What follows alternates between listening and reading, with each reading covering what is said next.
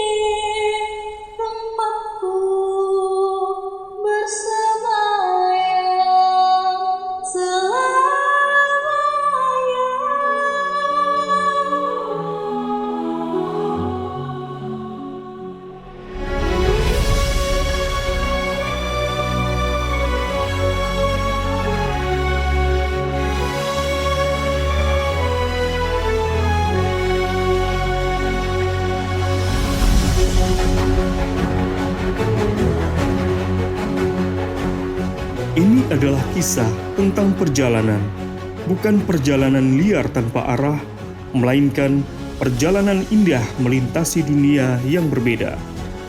Bukan hanya hutan, lembah, rawa-rawa, ataupun laut dan samudera, tetapi perjalanan menembus batas waktu, menelisik kisah-kisah yang dianggap langka oleh sebagian orang.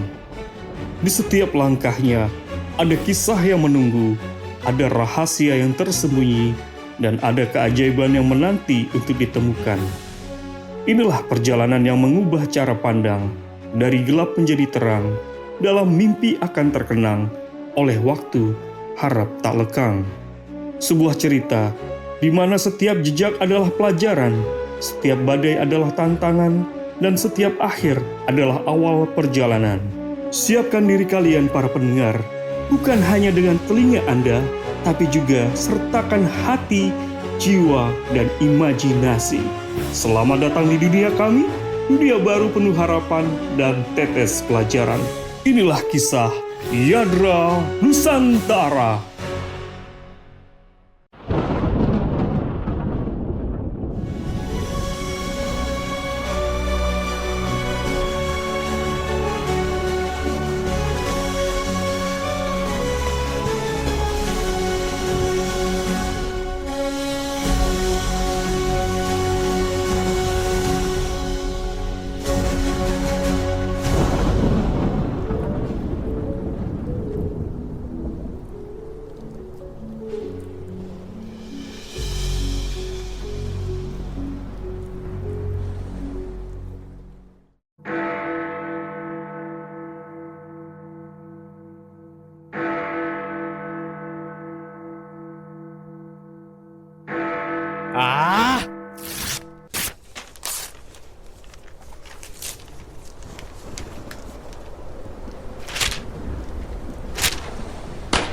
Malam itu, di sebuah losmen kecil di kota London, nampak jelas rasa kesal, depresi, stres bertumpuk yang didapati dari seorang pemuda. Dirga Mahesa, mahasiswa tingkat akhir yang menapaki titik terendah dalam hidupnya. I'm so sorry, Dirga, but we can't accept your thesis because it's not up to our standard. It lacks depth and focus. It's too broad. Sorry.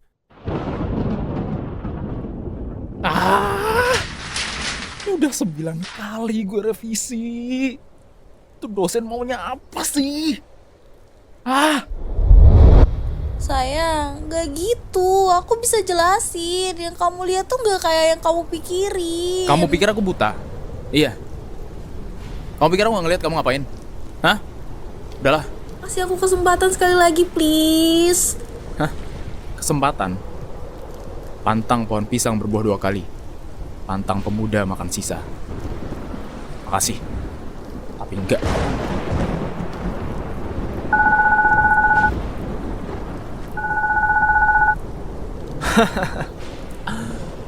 Habis semua masalah tadi apa lagi sih? Hah? Telepon dari rumah. Hah. Jangan kira gua mau ngerespon kalau tuh orang masih maksa gua buat jadi budaknya. Mana? Katanya kamu belajar di luar negeri. Mengabdi dong ke negerimu. Udah lah.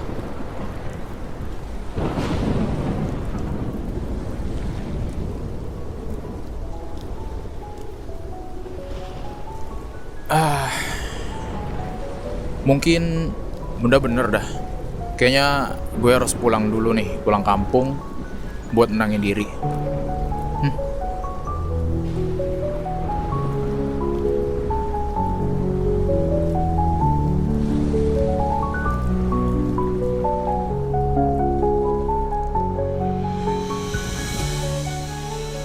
Setelah banyak pertimbangan, Dirga memutuskan untuk pulang ke kampung halaman dengan harapan bisa menyembuhkan lukanya dan meringankan beban pikirannya. Tapi siapa sangka, pilihannya itu akan membawanya ke dalam perjalanan yang jauh dari yang ia bayangkan.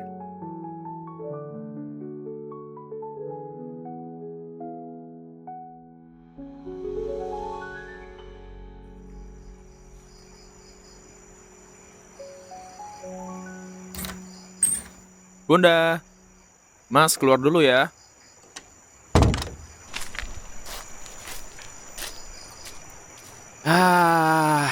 Memang angin malam desa itu emang terbaik dah.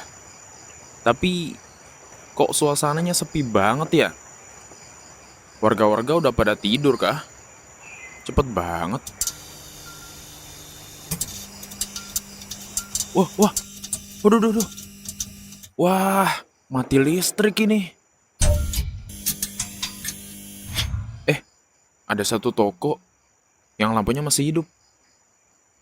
Itu bukannya toko legenda ya?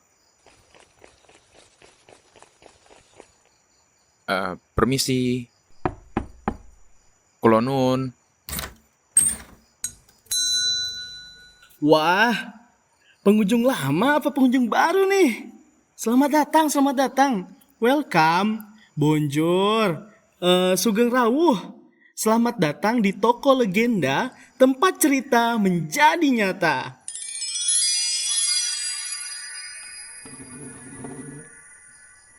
Silahkan duduk, Dirga. Iya, terima kasih. Dari mana dia tahu nama gua ya?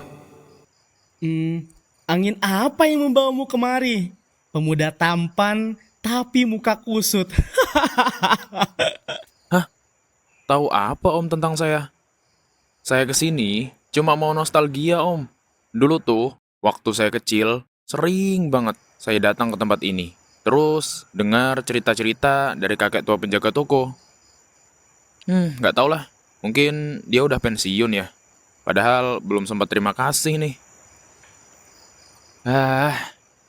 Pengen deh bisa balik ke masa-masa itu. Coba aja bisa kembali. Hei pemuda kusut. Ho, kebetulan sekali. Toko legenda punya solusi jikalau itu yang kamu inginkan. Bohong banget. Aneh. Ho. Sesuatu yang dianggap aneh akan menjadi biasa jika sudah terasa anak muda. Ini perjanjiannya.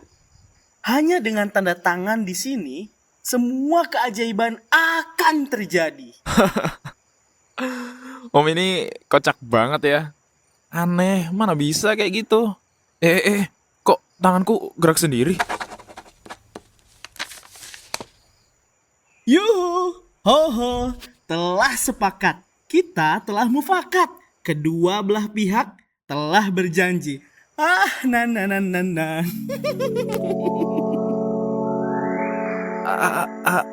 Aduh, kepalaku. Udah gila nih orang. Lama-lama di sini bisa ketularan deh kayaknya. Udahlah. Gua pergi aja.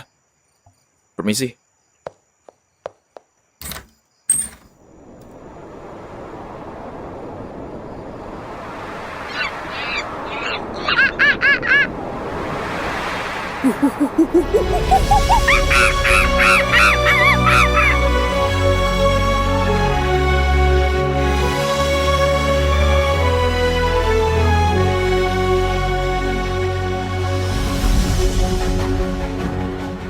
Angin bernyanyi liar, mengalir melewati pohon-pohon rindang yang menjadi atap tanah luas yang terletak tak jauh dari kerajaan Pasir Tangkai.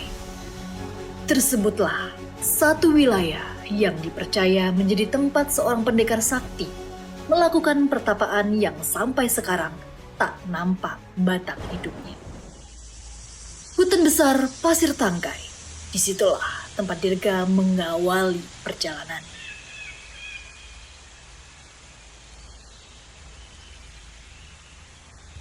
Aduh, pusing banget, parah. Aduh, loh, hah? Ini di mana? Oi, tangkep nih. Hap. Wih, pisang satu tandan. Ya siapa nih? Lari, itu penjaga pisangnya. Penjaga pisang? Hah? Weh, itu gorila, woi. Tunggu.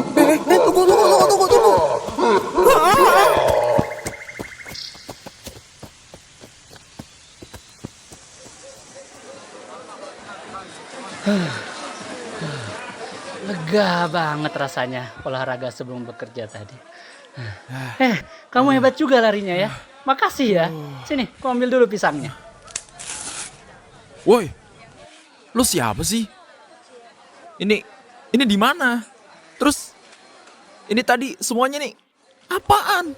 Kamu ini bicara apa? Aneh sekali bahasamu. Kamu orang asing ya? Tapi umur kamu sangat melokal. Bahkan mirip sama anak-anak buahku. Hah? Dia nggak paham bahasa gua. Gua lagi di tempat apa sih ini? Ah, udahlah. Untuk sekarang kayaknya gua harus ikutin gaya mereka deh. Enggak. Maksud saya, kamu siapa? Ini di mana? Apa yang terjadi barusan?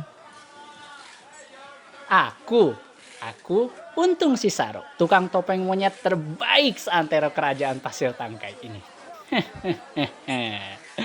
Wah, para fans sudah nunggu nih. Ayo George, Adele, Kuruk, waktunya kita tampil. Tunggu dulu.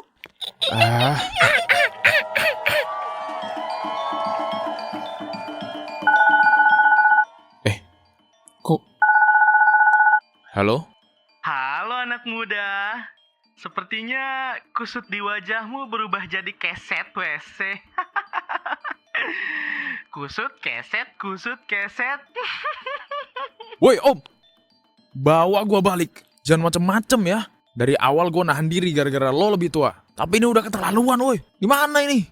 Loh, sudah mau pulang? Tuh, kasihan.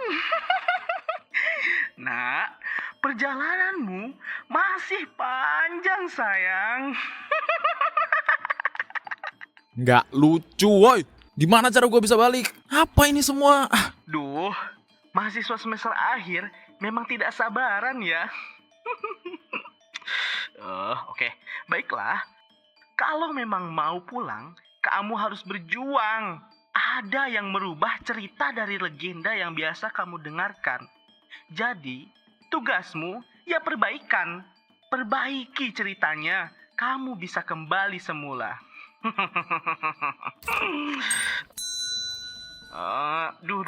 Sorry, ada tamu. Oke, sudah dulu ya Dirga. Bye, semangat Dirga. Waiting. Tunggu dulu. Apa sih? Dan itulah pertunjukan dari kami.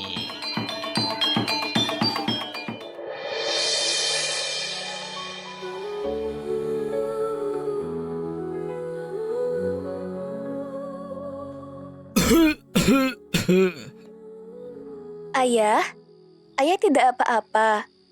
Ini air putihnya diminum dulu, ayah. Jangan khawatir, putri kecil ayah. Penyakit seperti ini sepele bagi ayah. Ih, ayah. Purnasari kan bukan anak kecil lagi. Ada yang bilang ayah mencariku. Pas sekali, aku juga hendak menjenguk ayah. Ada apa, ayah? Ada yang bisa kubantu? Setua apapun nanti kamu, ayah tetap melihatmu sebagai putri kecil ayah yang bersinar. Purnasari, ayah ingin berbicara denganmu mengenai pewaris tahta kerajaan ini. Bagaimana menurutmu? Ayah bisa melihat ketulusan dan kebaikan di dalam hatimu. Ayahanda, kan Purnasari pernah bilang kalau belum siap untuk mengemban hal berat itu. Bukankah ada Purnararang? Tidakkah ayah beri dia kesempatan? Dia kan lebih tua dariku. Lagi pula, dia sudah memiliki tunangan berbeda denganku yang masih sendiri. Walaupun dia lebih tua darimu, ayah masih melihat keegoisan dari dirinya. Andai saja dia... Apa maksud ayah? Bagaimana mungkin ayah memberikan tahta itu kepada Purnasari? Aku kan yang lebih tua. Aku yang berhak atas tahta itu. Purnasari, ini semua karena kamu. Purnararang, tolonglah dengarkan sebentar. Aku pun tidak ingin mengambil hakmu. Andai kau memperbaiki sikapmu, mungkin ayah akan merubah pikirannya. Sudah hebat ya kamu menasihatiku. Senang tahta jatuh ke tanganmu. Apa katamu? Ubah sikap. Aku pun begini karena kamu, Purnasari. Kak, aku hanya ingin keluarga kita bahagia tanpa ada perpecahan. Hah, omong kosong. Semua itu bisa terjadi kalau kamu tidak di sini. Purnararang, cukup. Kau keterlaluan. Hah, terus saja bela dia.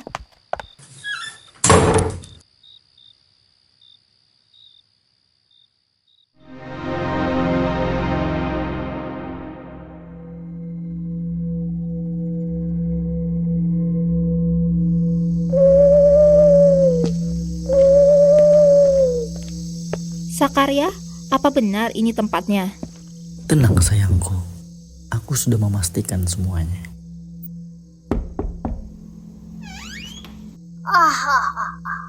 Purnararang dan tunangannya. Apa yang membuatmu ke tempatku malam ini? Kami membutuhkan bantuanmu. Aku ingin kau mengutuk Purnasari. Buat dia terlihat seperti aib di mata ayah. Sehingga dia tidak lagi pantas berada di istana. Tentu saja. Itu hal mudah bagiku. Apapun yang kau minta akan kami berikan. Kami punya emas, permata, atau apapun yang kau butuhkan. Aku tidak butuh harta benda. Aku hanya butuh kepastian bahwa kalian akan menjadi pewaris kerajaan ini. Dan setelah itu, baru kalian bisa membayarku. Asal Purnasari terkutuk dan terusir dari istana, aku akan melakukan apapun yang kau minta. Baiklah. Aku akan memberikanmu senjata ini.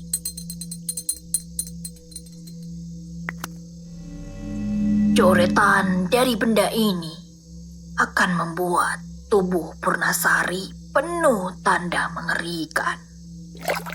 Dan jika kau menyiramkan cairan khusus ini ke tubuhnya, bau busuk akan membuat semua orang menjauh. Tapi ada syarat. Dia tidak boleh mandi atau efek kutukan akan menghilang. Itu sempurna. Dengan ini, Purnasari akan menjadi bahan ejekan seisi kerajaan. Lalu, Bagaimana cara kita untuk memastikan dia tidak mandi? Bohongi saja dia. Buat dia percaya bahwa mandi akan memperburuk keadaannya. Polosnya akan menjadi senjatanya sendiri. Ini terlalu mudah. Purnasari, bersiaplah kau menghadapi kehancuranmu. Dengan ini, seharusnya cerita akan berubah.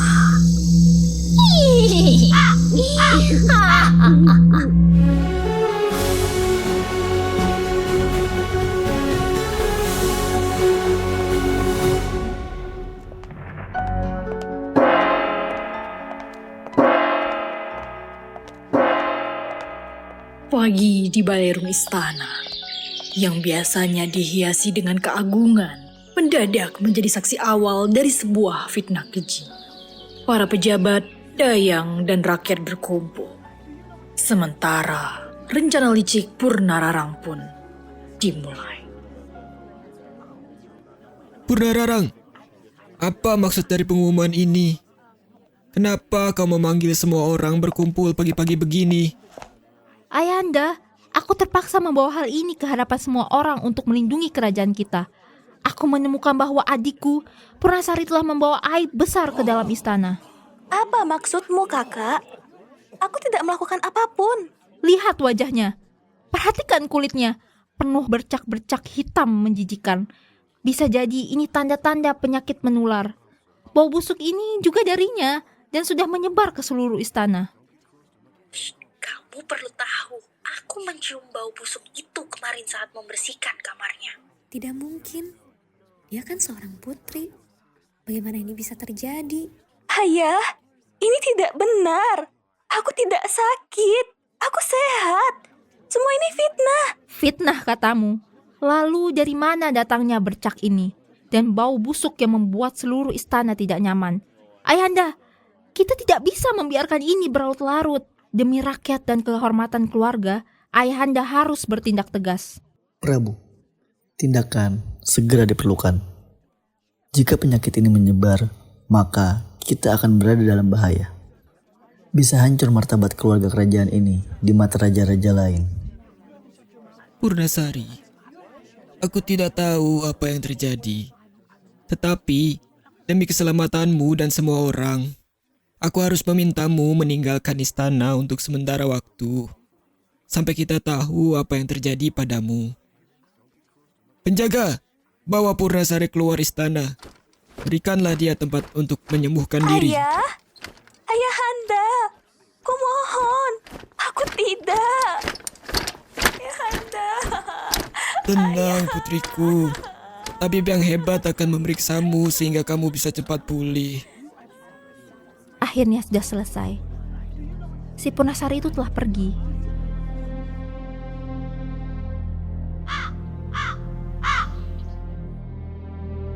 Diiringi oleh tatapan kasihan, bisik-bisik gosip, dan hati yang hancur, Purnasari meninggalkan istana. Dia tidak tahu bahwa bercak di tubuhnya adalah hasil dari sihir hitam yang dirancang oleh kakaknya sendiri.